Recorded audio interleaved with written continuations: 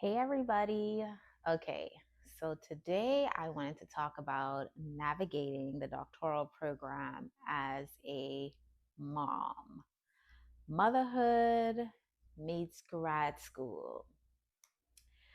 So for me, I'll be honest, I am in ending the third year of my doc program and I'm still figuring it out. My daughter just turned 2 on February 1st. Shout out to her, my beautiful baby girl. And we are on this journey. I first found out that I was expecting right before I started the program. So when I started the PhD program, and I'm a full time student, I'm accepted to be a full time student, and with that, I work as an instructor. Well, first as a teaching assistant, and now working as an instructor of record. So I teach my own class now. And I found out that I was pregnant when I first started the program. Well, not when I first started the program, but I knew I was expecting like about 5 months when I started this program. And I'll be honest, I was extremely nervous. However, it all worked out. My advisors and the individuals in the program worked with me and helped me to design a schedule that worked. I did not take a break. I chose not to to not take classes. Like I had my daughter on Tuesday and Tuesday, February 1st, and then that next week I was back taking classes. Thankfully, it worked out that I was able to do it via Zoom because you're still you're on rest. You're pretty much on bed rest. So they were able to work with me in that capacity, which I'm very thankful for. And I always give the individuals that orchestrated that for me their flowers for allowing me to do that. But I will say, navigating the PhD journey as a mom, it's rough. It's rough. Yesterday, I had a really rough moment of just having so much to do, but still having to be a mother, and my edges got snatched. I'm being honest. My edges got all the way snatched out just from being so overwhelmed. And so I just want to talk about some of the things that I found that have helped me as a mom and navigating this journey. And one of the first things that I would say is definitely having a group of individuals that can support you, right? A community. I know we say it takes a village to raise a child, but in a doctoral program, you will need a village. It's not something that you can do alone. And for me, I rely on my village heavily. One of the main pieces or key players of my village or my community is my daughter's school.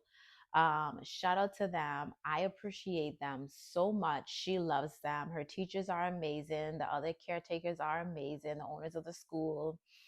It's a family owned business, which I love. They take really good care of my daughter.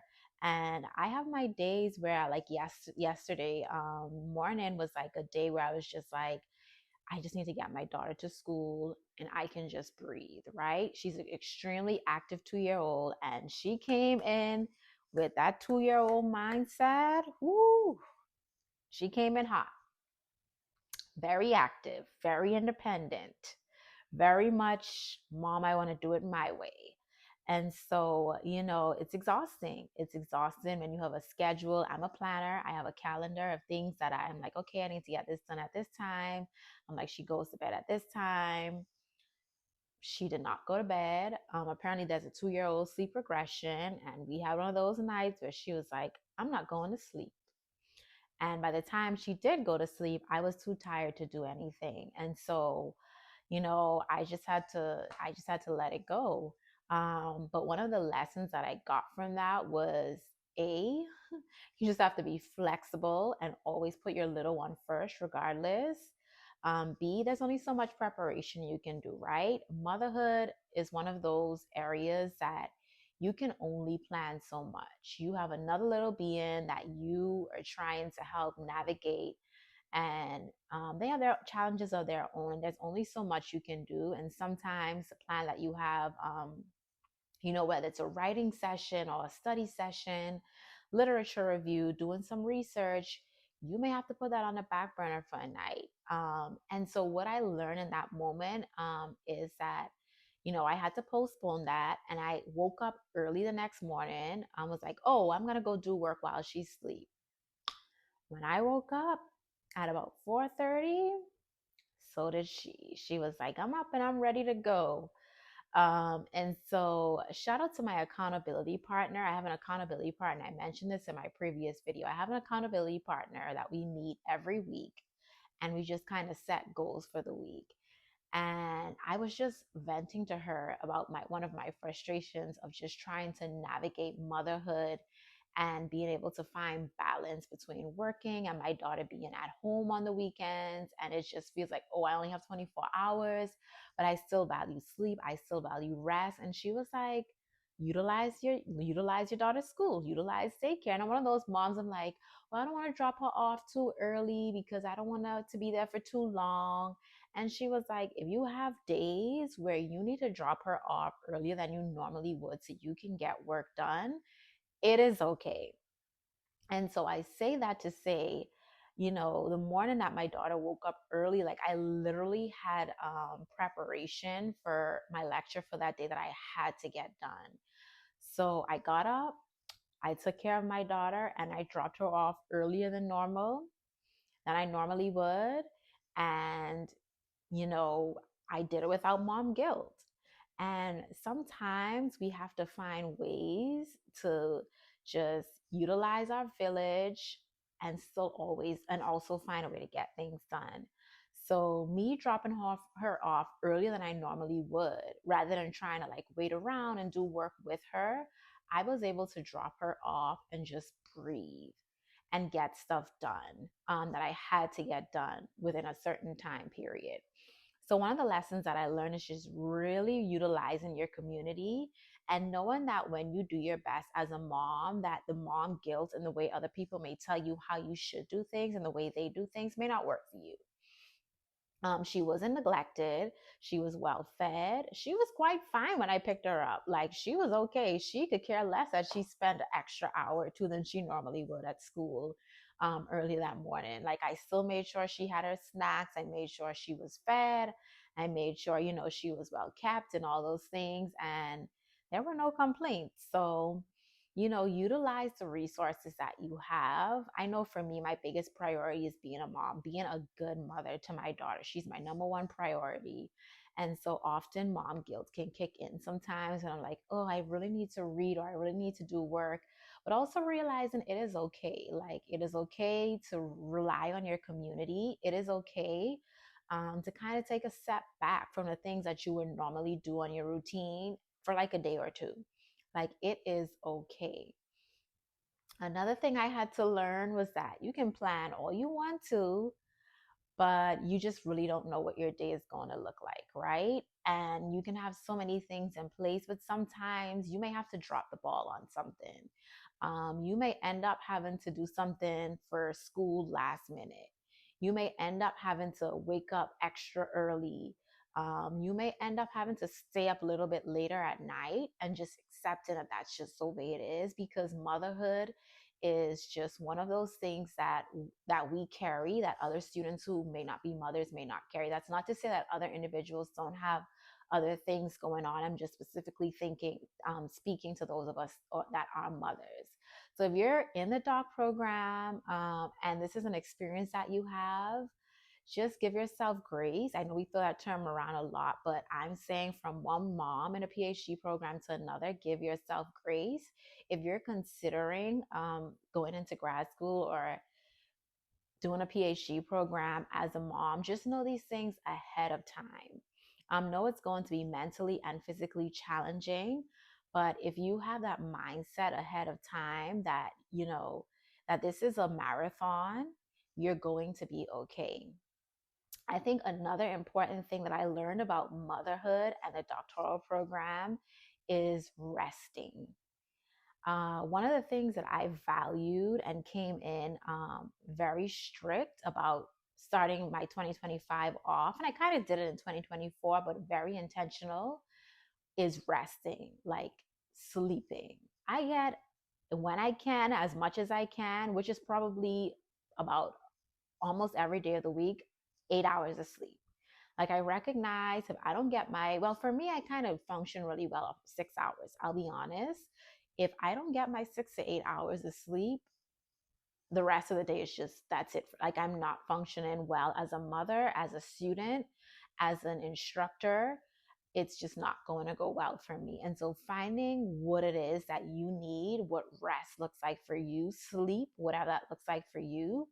I started doing something where it's like, if my daughter stays up past her bedtime, then we just both go to sleep at around the same time, right? I use that as an opportunity, if I can, to go to sleep and rest.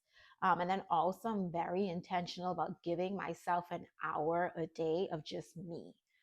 No schoolwork, no mom time, an hour a day of just me, whether it's sitting on the couch and watching something, whether it's sitting on the couch and staring off into the abyss, whatever that looks like.